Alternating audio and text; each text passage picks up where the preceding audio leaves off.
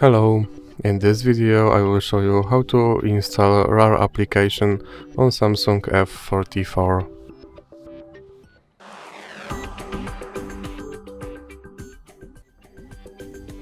So you have to start with opening your Google Play Store. Now click on search bar and type in RAR and click search.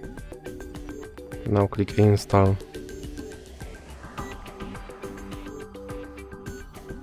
Now click open, and here you have to allow this application to access to all your files, and then click back. Now you can decide if you want to see notifications from this app or not, and now click dismiss. And now your application is ready to use. So that's it for this video. If you liked it, please remember to leave a like and subscribe.